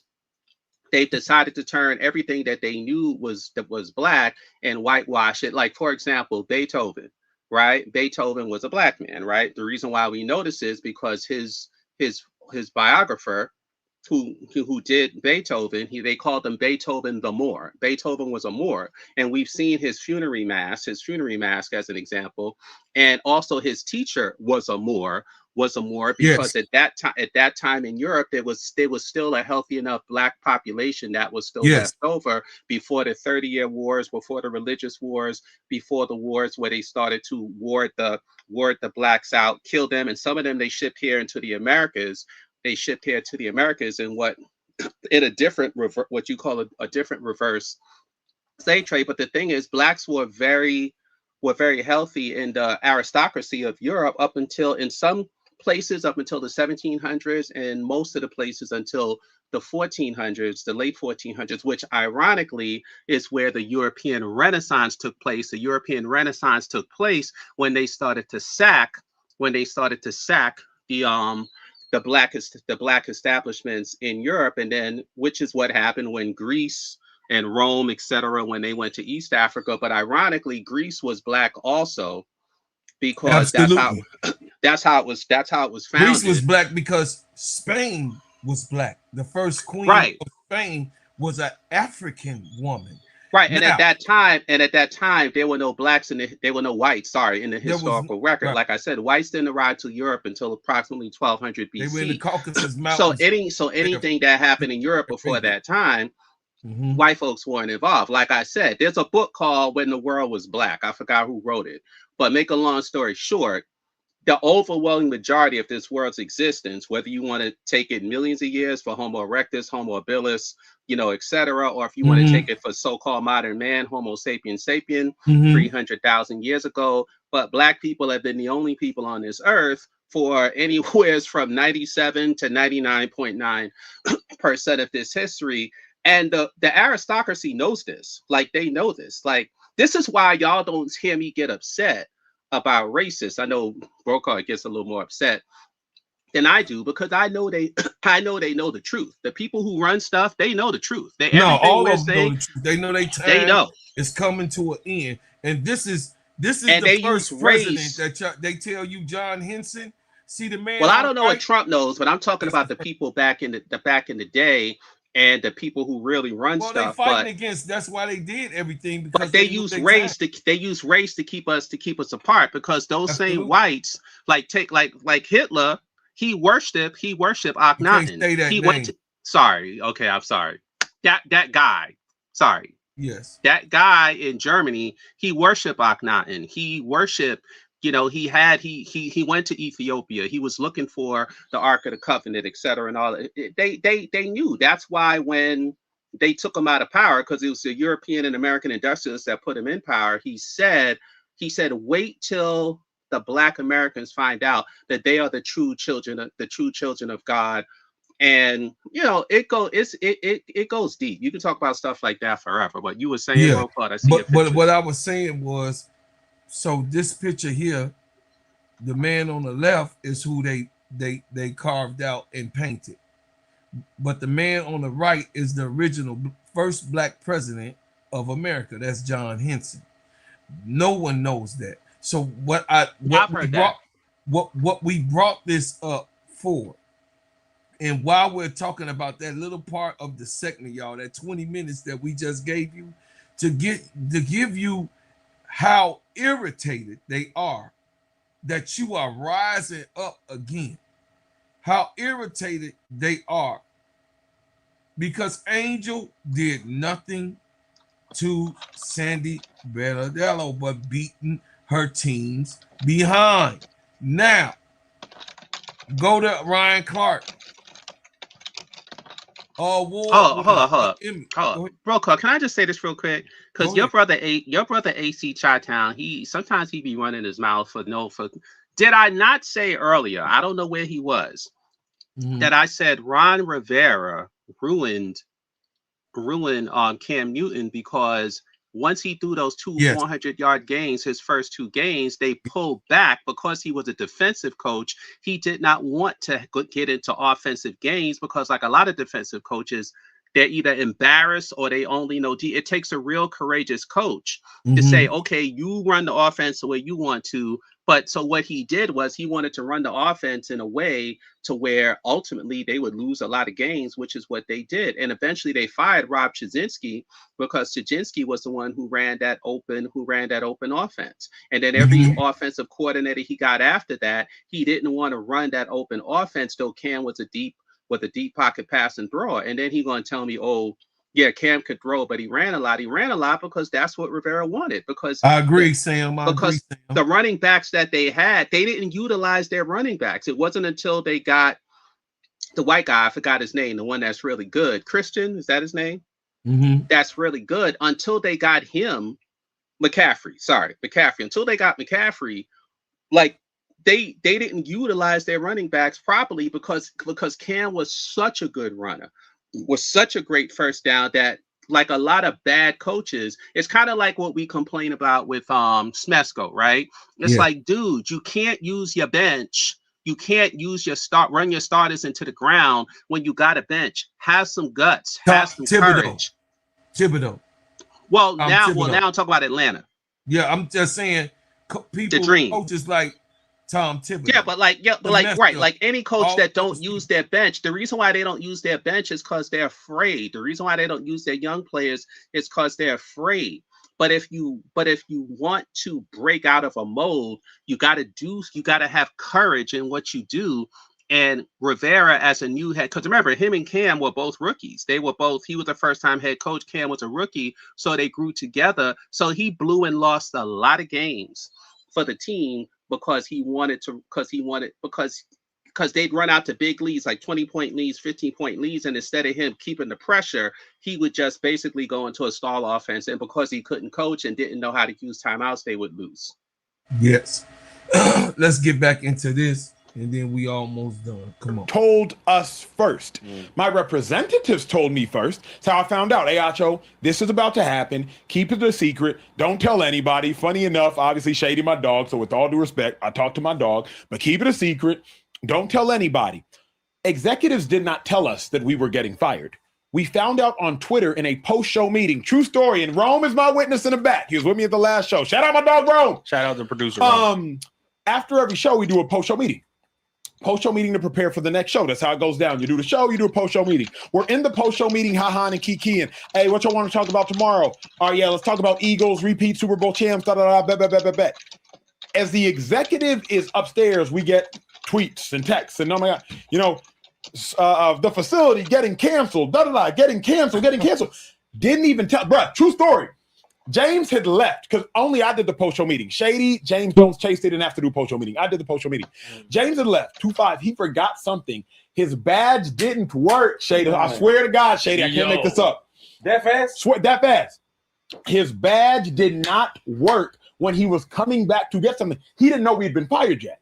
He hadn't got called by the executive. So James was trying to figure out, why my badge don't work. Like Jamal Adams mean. Just straight up and down. He's trying to figure out, why the hell don't my badge work? Because you got fired and deactivated and execs didn't tell nobody. Craziest piece is everybody that would be like, hey, morning, Acho. Hey, you want your same coffee, Acho? Ach, what you need? As soon as you get fired, act like you dead, like you got the plague. Like, yeah, man, like some wild stuff. To the point where I sent my team in to collect my clothes.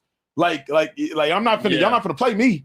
And then there came a point where the executive was like, hey, man, we want to call you, talk about, I don't need you to call me. I already saw I got fired.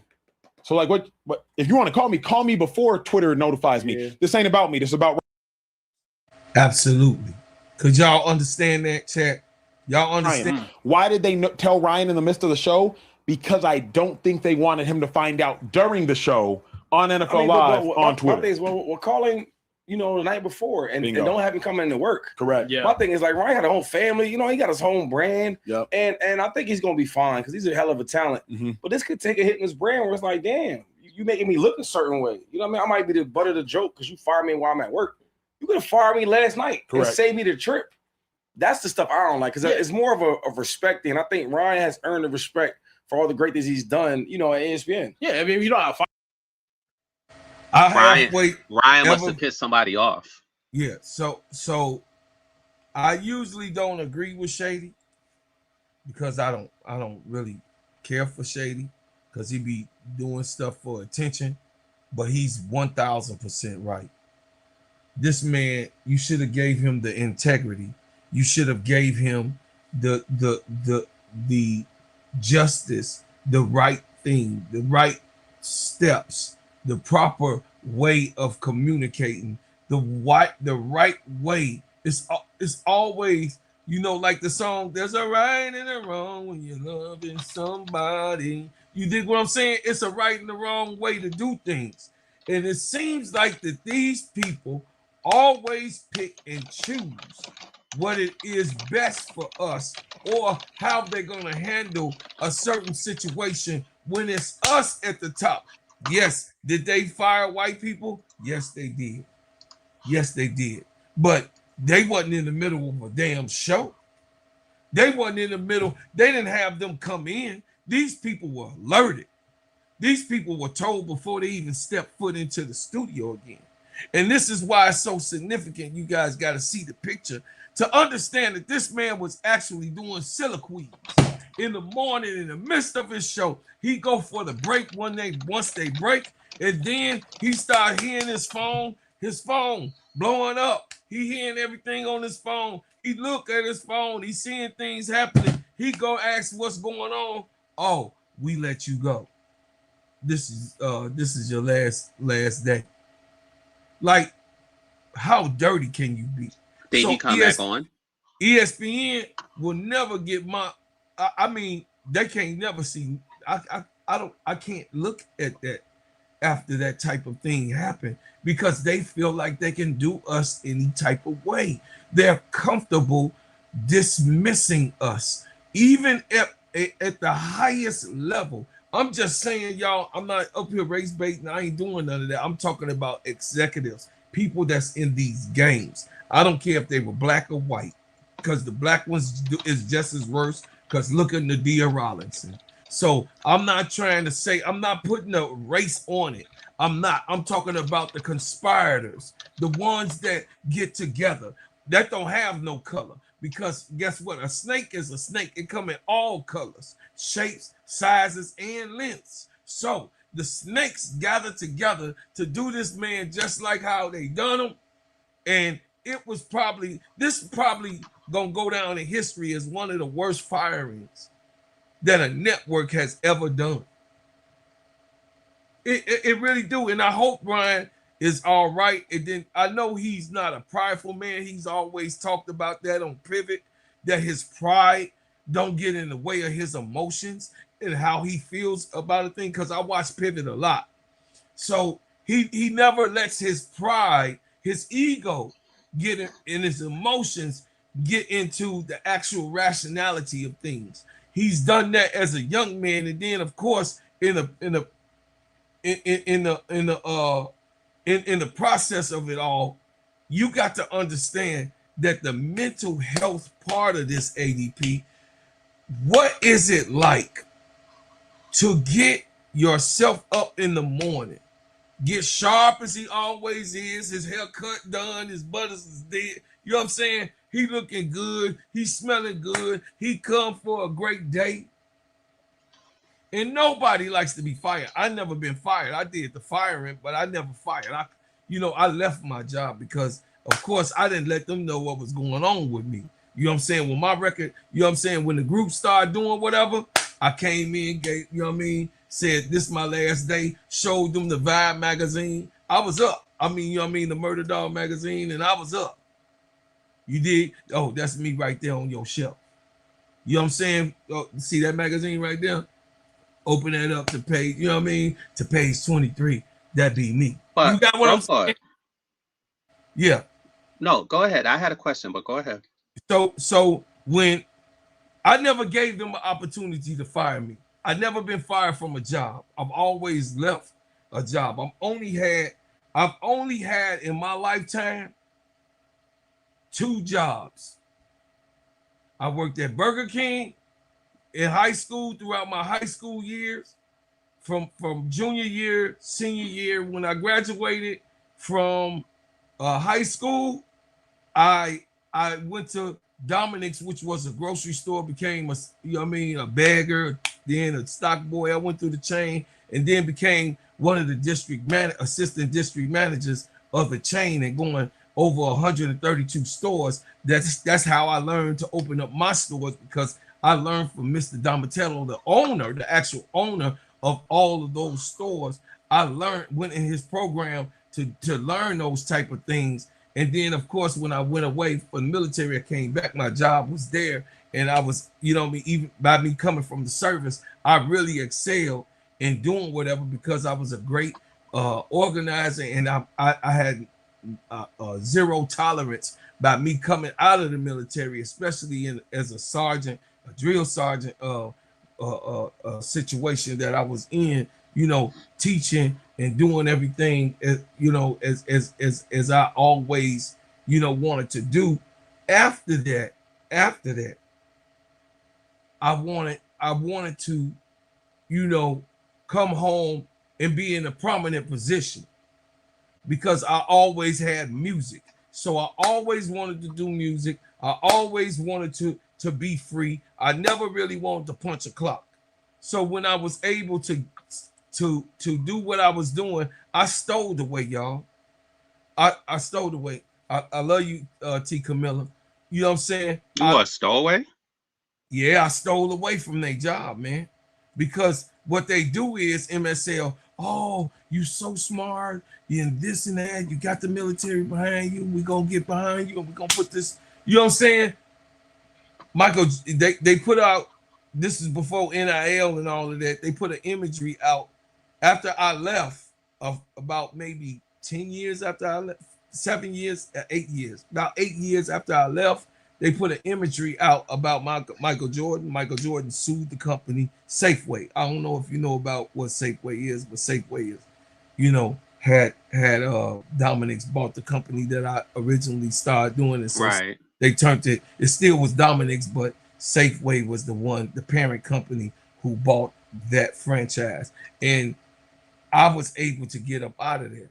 You know what I'm saying? I was able to be blessed to have enough talent that I could be able to say, forget you, not you forget me. You got what I'm saying? So I just think that it was just a trashy job on how they handle it. It's a proper way to do anything.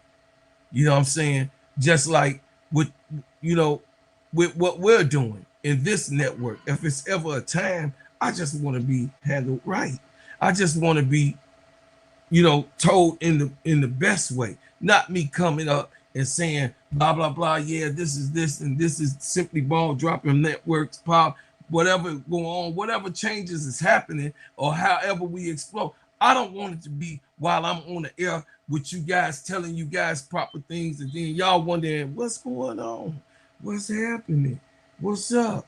You know what I'm saying? I want to be able to stand on my own, and that's why KSAP, as we build in the network, we got our own independent shows where he's actually gave us power of our own channel. You got what I'm saying? He didn't ask for anything. When I say that, he didn't ask ADP for nothing. ADP's channel is all ADP. It's how ADP handle it, the way she want to handle it. She choose her whatever topics. I heard you on ADP's channel the night the Brondello thing came out. You was going in. I was half awake though. I think I was able to say, damn, y'all up. I think I was able to say that, but y'all was going in, like in. It was like, ADP, I don't want to do so much on your show. And she was like, no, if you want to. So I saw that. I saw that in action. Yeah, I gave her the business. I gave her the business. And the thing is that I was gonna go live. You was hot. Like that was the true raw emotion at 2, 3 o'clock in the morning. Because I had just found out. I didn't know. Oh, you didn't know? I didn't know that was going on. And I couldn't go to sleep. ADP, I mean, it was real. I couldn't go to sleep. And ADP, I was about to go live at 1, but at 12, but ADP was already on. So I was like, okay, my sister on. But this is how we do in Simply Ball Dropping. I saw my sister on. What is it for me to come on and go live when my sister already on? You can talk to her, right? I wanted to say the things that I wanted to say. I could go on her platform, make her be able to get people to come over. So I merged my channel so the people that come and listen to me can come over to ADP and be able to listen and know that ADP is there and exists, even though she's always in the chat. But I wanted people to be able to experience how she runs her show, how her show is, and in the midst of it, cook that boy up just like we doing right now. But I wanted to say, I'm gonna let you go ahead and close on this thing, but I wanted to say there's a right and a wrong to And he do did the wrong anything way, that's in for sure. there. You know what I'm saying? Just like I find time to communicate with and the thing is that when I don't communicate well, I can apologize as a man to say, hey, I didn't intend for it to be this way. I apologize. I try not to make that type of mistake again, but here's the events that went down as we get better. You know what I'm saying? What do you, Brother Robert, what is you doing? Don't fall for the MSL, bro, Claude. Did Caitlin try to steal some shine? You know, it's so funny. I was just reading something Robert said, but it was something different. Yeah, we ain't gonna let Caitlin Clark ain't gonna steal this show. So the thing is that we have to, when we're telling the people, and I want you guys, the ones that's listening, I want you guys to understand we're not coming here to deceive you. We coming here to give you raw information, what we see and what we, you know what I mean? I looked into it to bring you guys the actual facts of it all. You know what I mean? The first, you know what I mean? The whole thing, and I'm finna drop some bombs. I'm gonna go to a commercial, MSL, then I'm gonna do my part and you're gonna close us out, okay? So we got a lot more to go. We got a few more, you know what I mean, about 20 more, 30 more minutes. We gonna lay some stuff out for you guys, and we gonna come back after these messages. Hey everybody, my name is Bro Claude, and I'm here to tell you about the best whipped organic shea butter on planet Earth. It just so happens to be my brand, Bread House Butters. It sheens, shine, heal, treats, moisturize, condition your skin. Not only is this the best shea butter for you, but it heals good, smells good, and feels good. It is the best moisturizer that you can use. It clears up any scars, scrapes, stretch marks, blemishes, rashes, bruises, eczema, psoriasis, and most intensified dryness of skins. You can put this on your face, your hair, and your body, and I'm telling you, this is the best product that you can use in America, because of course we make ours and crafted handcrafted in our own kitchen. So I'm asking for you guys to support the #1 product that you're gonna ever be able to put on your body, Bread House Butters brand. And guess what? You can go to breadhousebutters.com. I said breadhousebutters.com and put your order in now. Thank you, and I appreciate everyone who supports.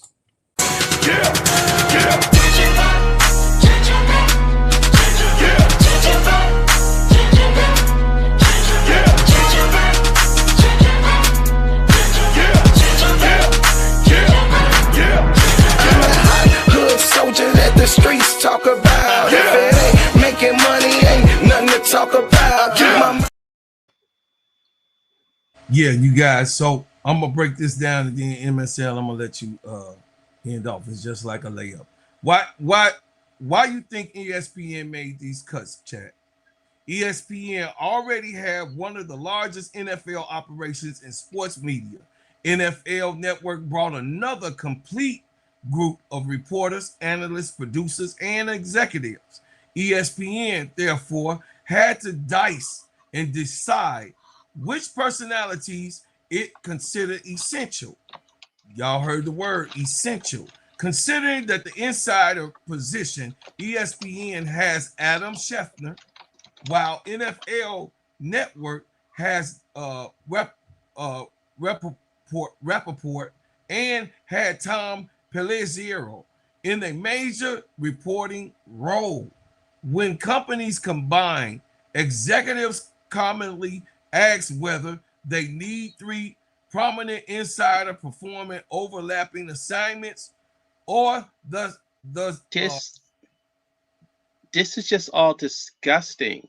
Like, just listen, hear me out. I got you. I wrote this whole thing out. The whole thing out. You're gonna be you gonna close us out.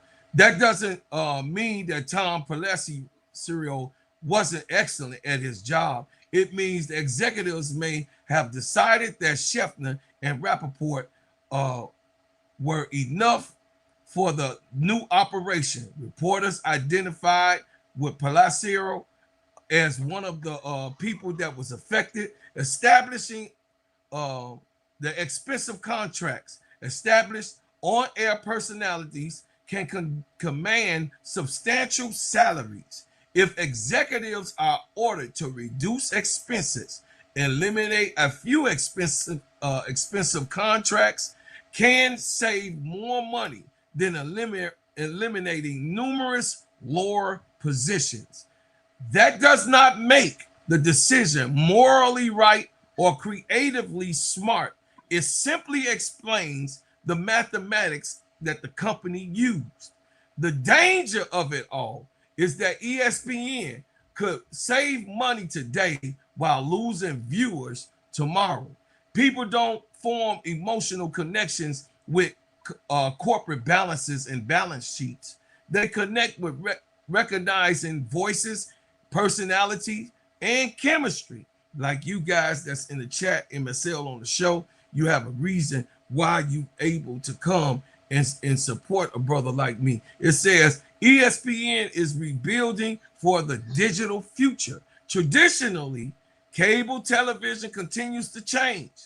Audiences increase watching highlights, podcasts, and debates through YouTube, social platforms, and streaming services. ESPN is no longer building solely for cable television. It needs talent, capability to appear across live televisions, streaming podcasts, regular podcasts, social medias, YouTube, digital articles, live events. ESPN may believe it can operate with fewer people while using its remaining stars across the whole entire platform. The reductions also occur during a wider cost cutting of Disney, ESPN parent company. Therefore, the NFL network integration appears to be primarily explanational, but not necessarily the right choices in this particular event. This is why I called it a purge for the audience perspective, but the ESPN corporate perspective, it is called restructuring, integration, positioning the company for the future, which I told you guys, and I need to cover that absolutely. And listen, here's my final word. The situation remains. Every media personality of one truth. Build something of your own. I told y'all, entrepreneurity, which y'all know I advocate. Under this shirt, I got Hustlepreneur on. It says Ryan Clark has pivot. Cam Newton has personal brands and his digital audience. Others affect personalities now have the opportunity to create platforms that cannot be eliminated by one executive decision. ESPN will survive. It still owns power rights, massive distribution, and one of the most recognizable names in sports, Stephen A. Smith, McAfee. But these talented people will survive too. A company that can end a contract, it cannot erase experience, credibility, personality, and audience, the connection, and the broadcast itself. Now, it's your turn, MSL, to get it off your chest. Go. Years ago, you could have never had anyone believe that ESPN could buy the NFL network, or Disney buy the NFL network, and then the NFL would have a 10% interest in ESPN, like it, or Disney. It just sounds crazy. And then the betting thing. I had the article in front of me. I'm away from it now, but the betting stuff, like all of this stuff is combined, and it just seems to be an incestuous relationship. Like we have the on-screen stuff that we can discuss, about is it more right wing? Is it more racist? Is it more this? Is it more that? But then for any fan, the underlying deals, stuff that they're doing today is stuff that we would have never thought we'd see 30, 40, 50, even 20 years ago. The NFL network is buying interest in Disney that owns ESPN, and ESPN through Disney is acquiring the NFL network and its betting app and all. It's like, it's already, when we see games like in the WNBA, we go, somebody must have had a parlay on that, huh? Somebody must have had. This is just gonna make it worse. And then also, is ESPN gonna cover the NFL fairly and properly when they own the NFL network? Right? Because the NFL network still has, like, the NFL network is still going to be run by the NFL, but ESPN will distribute its programming, or it's games. The editorial stuff is probably be on the ESPN, but when the NFL network, they'll still show those 7 games that they do, but they say it'll be distributed. That's Chefness. Right.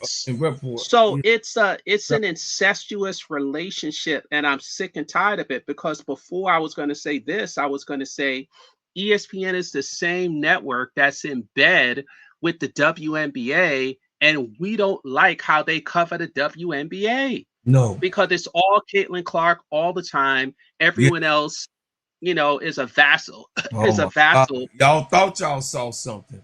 To Caitlin, y'all ain't saw nothing. To Caitlin Clark. So how are they going to cover the NFL now that they have this incestuous relation? It's bad enough you show their games, but now you want to own the NFL network? This is just crazy. And we as fans, we only have one thing we can do, and we can say no, because a lot, it's funny. A lot of fans will say something like, "I really don't like the WNBA anymore. I'll watch The Dream. I don't really like the WNBA anymore. I'll watch Dallas and The Dream." I know you can't say that, bro, Claude, because you got to talk about this stuff. Keisha can't, Tony can't. I get it, but it's coming to the point where this stuff is not enjoyable anymore, because the cross section of sports and business and politics, and it just doesn't make it for the happy experience that we always had. You feel me where I'm coming from? I absolutely feel you. Yes, sir. So go ahead, Cook.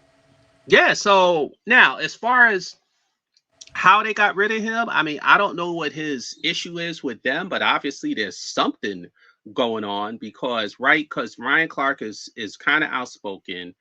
ESPN, our nose, right? With the whole Pat McAfee thing, a lot of so-called liberals didn't want him on there because he's like an Outkick barstool type of guy. Yes. That people are like, I'm not. You're a really good old boy. You're a good old boy. Right. I'm not really feeling that on ESPN, because I remember, it's funny. I remember one of the things these idiots wanted was, they said when Kathy was on his show, basically they want Kathy and the reporters to rewrite history, which is what the WNBA has trying to do, and say Caitlin Clark revived women's basketball, and not Angel Reese and Caitlin Clark, as you could still find even a stupid Google search. Right? They just want it to be Caitlin Clark. That's what they're pushing on Pat McAfee and cheering for it. So it's like the programming is already dumbed down. How much dumber do we want the programming? Like that chick on CBS, right? Isis, whatever her last name is. She clearly saw that Angel didn't elbow that girl in the nose, but she still said she elbowed her in the nose. The people who were covering the game on the weekend when E Will knocked Angel down, they're just standing there to announce this. Like, I don't get it. It's like the integrity in broadcasting just keeps getting lower. The bar just keeps getting lower and lower and lower and lower. And we, the fans, what are we going to do? We could only complain or not show up or not pay or flood the the emails and the phone numbers and tell them what we don't like. But this is a very incestuous relationship. The WNBA has an incestuous relationship with ESPN, and now the NFL is going to have an incestuous relationship with ESPN, or on top of what it already was. It's disgusting.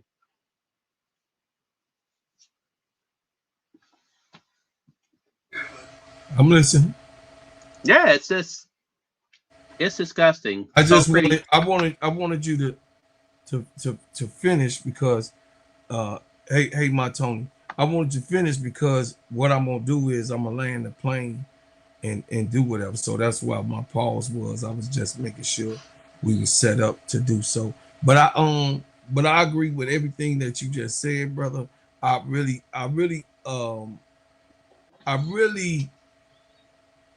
I'm not torn at all about this shit. Like, I'm not. I'm actually ADP. I'm just as heated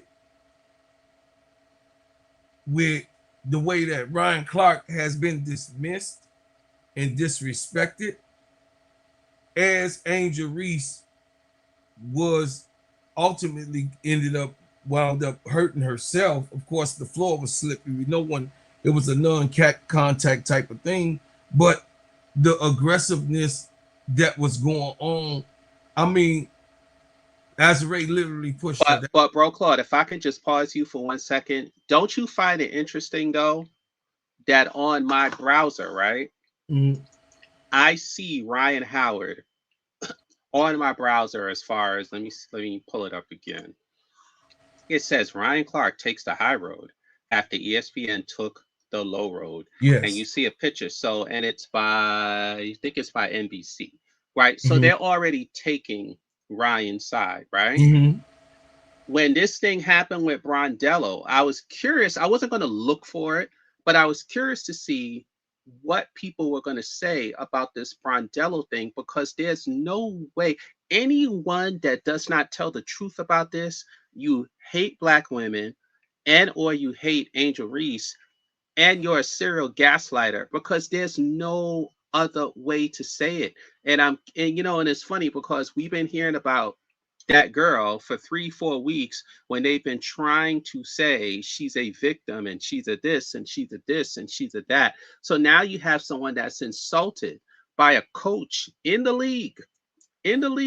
She didn't do anything wrong. She didn't. And if you really want to look at it, bro, Claude, Brondello was the one who stopped Angel's 15-game double-double streak in 2024. We know what happened with Izzy and how uber physical she was playing. I mean, but she was supposed to do that. You know what I mean? We know she gave her the suplex. We know she gave her the suplex. No, we saw what happened to Sabali. We saw how she reacted to it, and we also saw how Izzy acted during the suplex of Angel, along with the press conference that we saw recently, where she didn't even want to say anything nice about Angel. Now you have this Tammy girl saying all types of crazy stuff. And what is her business with Angel Reese? Angel has no business with Tammy. So I ask all these questions to say, is Sandy Brondello the problem? Because if you can't even control your players, what are you telling your players to where someone like Tammy Fagdelli is saying all this crazy stuff to Angel online like a whack job, and Angel has no issue with her? Like, this thing could be deeper than what we think. Because they were in the locker room. Y'all, I can't get into it today. I won't because I got to get up off here. But I'm just saying something like No, to close, and you can close. I was just saying. She said that's a phrase they use in Australia, mate. Nar. I didn't mean it. For you to say that. What is it with everybody bothering Angela Reese? First of all, I don't give a fuck how you feel about her. The girl's she's beautiful. I think she's beautiful. She's a businesswoman. She's doing a lot of great things. She's very young and she's just having a good time. And even with the whole controversy with her and Caitlin Clark, who gives a fuck? As long as the WNBA is making their money, I'm glad, right? But this whole always got something to say about Angel Reese is annoying. Doesn't it annoy you all? She called her a protected species. A protected species. Now, have you seen what this looks like? She looks like a unprotected species. She looks like something from out of God's space. Them Vulcan ears you got, what you talking about? You look crazy, and you have the nerve to talk about this beautiful black woman. You got a lot of nerves. First of all, I give credit to Caitlin Clark, great player, not taking anything from her. But I'm not going to ignore all the black women that built that WNBA, from Cheryl Swoops to Dawn Stelly to Lisa Leslie, all of that. Do not ignore that. And it's majority black women that bust that are fantastic players. And for you to say that as a coach, that's actually what you think about black women because you're around mainly black women. It really bugs me on how these coaches that coach majority black athletes come out their mouth to say stupid. Like that coach from UConn who said his dumb about Don Staley because he got beat and lied on her. Because that's how you think. You don't think black people are human beings. You don't think that. You seethe about black people's presence. You seethe about their happiness. It bugs you. And you can't help but say stupid like that. I don't know how long this is going to continue, where you just continue to say stupid because of your insecurity and your insufficiency, your non-melanated spirit. I don't know what it is, but it's getting a little played the out. A protected species. I'm trying to figure out what kind of species animal you are. Oh, wait a minute. I think I found it. I found the species. I think it's non-melanous biggest iris carinus. That's what it is. I think it's non-melanous biggest iris carinus. Ugliest faces. Yeah, I think that's what it is. I'm not sure. You guys let me know if I got the scientific term right. So I already like Godfrey. I mean, I really, really love that. I appreciate that. I appreciate you playing that. Yeah. So we gonna end it on that note to let y'all know. Hey, shout out to Angel Reese. Shout out to Ryan Clark. I know, brother, the pivot gonna be banging. We get more time to see pivot. We get more time of how you nurture different artists. Shout out to everybody. Turn on your notifications every time we drop a hot banger. Like, share, and subscribe to the channel. Give to the channel when you can give to the channel. Support my channel because I can't do it without you. I just can't. And also, you guys, I appreciate everything that you've done. I appreciate everything that you do. And I appreciate everything that you will do. And listen, tomorrow night, 9:30, me and K-Sap, get it off your chest. We are coming back tomorrow to give you some good fire. And this is going to be a good part of the topic that we're going to be getting off our chest. And of course, you guys see me in the morning between 8 and 8:30. I'll be starting in the mornings from now on. And then the shows at night is going to be starting at 9:30. That's right. And MSL will not be having me up at 1 and 2 o'clock in the morning. I'm just saying. We just out here doing what we got to do, man. I appreciate you so much, man. And I appreciate everybody that is faithful and loyal to come on and just give your boy some love, a shout out, even if you flick in and flick out. Share this with everybody, man. Subscribe to the channel if you ain't subscribed. I thank you for coming, and I appreciate you also. And we But bro, Claude, before you close, you know I gotta ask you this before you get off the air. Go ahead. If you said it already, I didn't hear you. My apologies. Are you so disappointed in what Becky said today, or you expect it from the Pale folks? We're gonna talk about that on Get It Off the Chest, so that we saving it. Okay. That's gonna be on tomorrow. So, you know, we're gonna get it off your chest. But this right here, this is absolutely for Ryan Clark, Angel Reese, and all my brothers and sisters above.